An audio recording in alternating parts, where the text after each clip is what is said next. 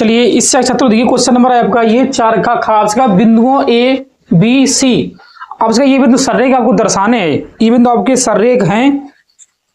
हाँ ठीक है, दर्शाइए कि ये बिंदु आपके सररेख। देखिए छात्रों सररेख के लिए आपको मालूम है इसमें दो विधियां आपकी है, ठीक है।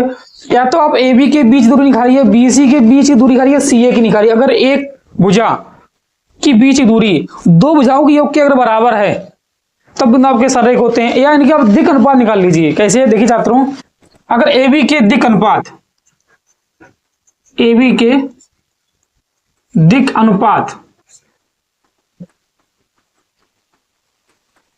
आप एक के बिंदु रखिए, ए के आपके 2,3 है, सॉरी 2,3,4 है। बी के कितने आए? -1 -2 और -1 -2 और आपका ये 1 है, ठीक है जी हाँ, ये आपका 1 है। अब देखिए छात्रों ए बी के दिक् अनुपात निकालने के लिए अब बी में से ए घटा दीजिए, बी में से ए, तब ये आपका अनुपात आएगा। तो देखिए -1 -2 बचा आपका -1 -2, अब तुम सीधे लिखते हैं इसे -3, ठीक है। आप इसमें से 1 तक घटाओ तो -5, आप इसमें से इसे घटाओ तो -3, ये आपका ए बी का है, ठीक है। अब लिखिए बी सी के दिक् अनुपात, बी सी के दिक् आप दिक् अनुपात निकाल लीजिए, ठीक है। इसी हिसाब से देखिए बी सी के दिक् अनुपात,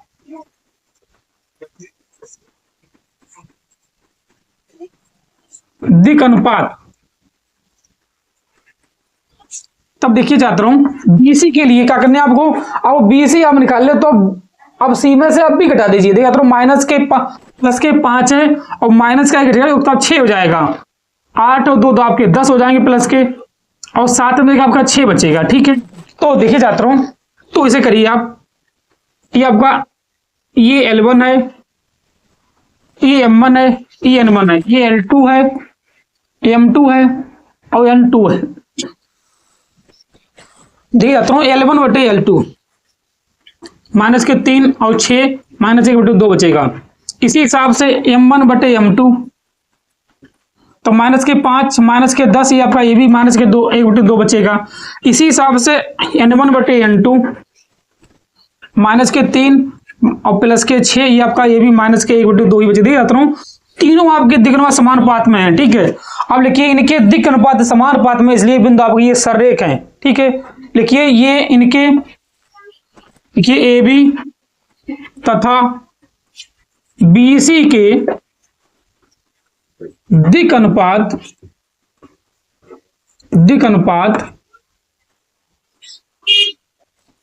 समानुपात हैं या समानुपात हैं, तो बिंदु संरेख हैं, ये बिंदु संरेख हैं, ठीक छात्रों। ये आपका इसका आंसर है।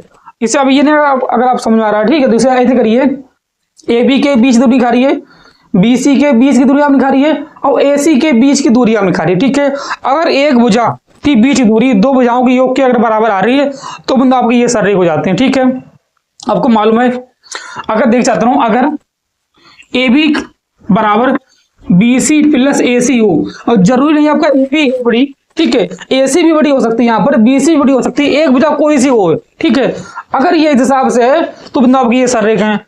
आपको मालूम है अगर एक का वर्ग इन दोनों के वर्ग के योग के बराबर है तब ये आपका समकोण त्रिभुज शीर्ष होते हैं, ठीक है। अगर इनका वर्ग आप हटा दो, इनके वर्ग आप हटा दीजिए, तभी अगर आपका ऐसे अगर है, ठीक है, कोई एक भुजा की बीच की दूरी अगर दोनों भुजाओं के योग के बराबर अगर है तब ये बिंदु आपके सररेख होते हैं, ठीक है।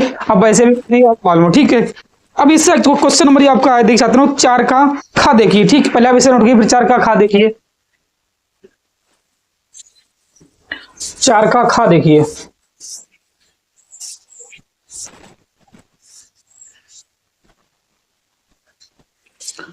चार के खा में आपसे कहा देखी जाता हूं, छोटी 4 का गा आपसे कहा समाकलन √5 + 2x + x² dx। इसे आपको पूर्ण वर्ग बनाने हैं, ठीक है। कैसे आता हूं देखिए, इसे मैं ऐसे लिखे x² + 2x + 5, मतलब x² + 2 × x × 1, ठीक है। फिर आपका 1 का वर्ग -1 का वर्ग प्लस 5, मैंने एक जोड़ा है एक घटाया है, ठीक है, बात एक ही है, ठीक है। ये आपका a प्लस बी का होल वर्ग मतलब x प्लस 1 का होल वर्ग माइनस 1 प्लस 5 बचा आपका x प्लस 1 का होल वर्ग प्लस 4 बचे, ठीक है। लिखिए x प्लस 1 का होल वर्ग प्लस 2 का वर्ग, ठीक है। तब देखिए छात्रों इसे रख दीजिए आप समाकलन अंडर रूट x प्लस 1 का होल वर्ग प्लस 2 का वर्ग, ठीक है। अब इसका समाकलन तो ये होता है, देखिए अतिरिक्त सूत्र आपको बता दें अगर आपको नहीं मालूम है इसका सूत्र, आपको मालूम है under root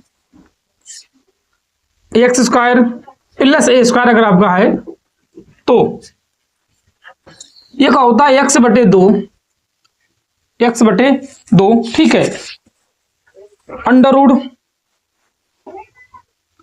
x square plus a square फिर प्लस ए स्क्वायर बटे 2 log mod x plus under root फिर x square plus a square plus c, ये आपका फॉर्मूला होता है इतना, देखिए छात्रों, ठीक है।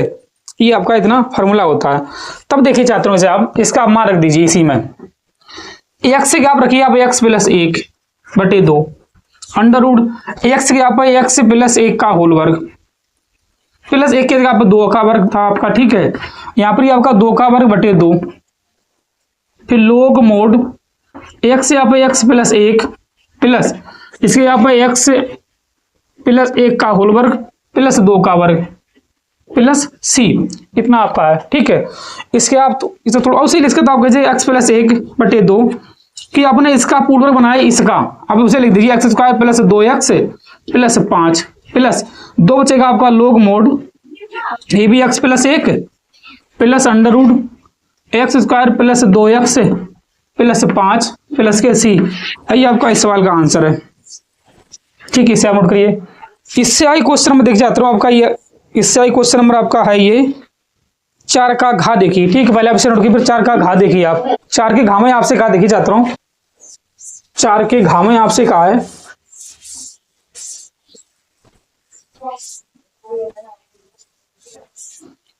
चार के घा ये है आपका, आपसे कहा y बराबर एक्स से घात एक्स dy बटे dx, तो आप ज्ञात कीजिए, ठीक है। जब x से घात x अगर है मतलब चर की घात 4 अगर है तो आपको हमेशा इसमें लोग लेने हैं, ठीक है। लिखिए दोनों बच्चों में लोग लेने पर, दोनों बच्चों में लोग लेने पर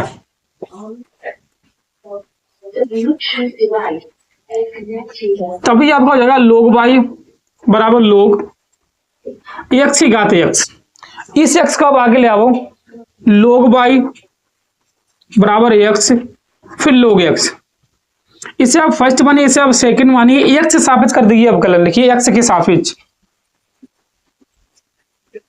एक्स के सापेक्ष देखिए छात्रों डी अपन डी एक्स लोग y बराबर एक्स डी अपन डी एक्स लोग एक्स प्लस लोग एक्स डी अपन डी एक्स और फिर एक्स, लोग y का आपका एक्स से सापेक्ष अवकलन 1/y हो जाएगा 1/y, लेकिन dy बटे dx आपका लिखा रहेगा बराबर एक्स, इसका अवकलन 1/x होता है प्लस लोग एक्स और सॉरी एक्स का अवकलन 1, आप इसे ऐसे काट दो, आप y को इधर भेज दो, ठीक है। बचा आपका dy बटे dx बराबर y 1 प्लस लोग एक्स, 1 प्लस लोग एक्स से y आपने क्या माना, y आपने माना x से घात x, ठीक है। वो आप रख दीजिए, लिखिए dy बटे dx बराबर y की जगह पे x से घात x, बचा आपका 1 प्लस लोग x, ठीक है। यही आपका इस सवाल का आंसर है क्वेश्चन नंबर 4 के घा का, ठीक है। 4 का घा नोट करिए। इससे क्वेश्चन नंबर 5 का जो आपका है रेखीय प्रोग्राम का सवाल है, ठीक है, उसे आप कर ही सकते हैं, ठीक है। इससे क्वेश्चन नंबर 5 का खा है वो आपको बीच की दूरी का है, ठीक। पहले आप इसे नोट करिए रेखीय प्रोग्राम को देखिए।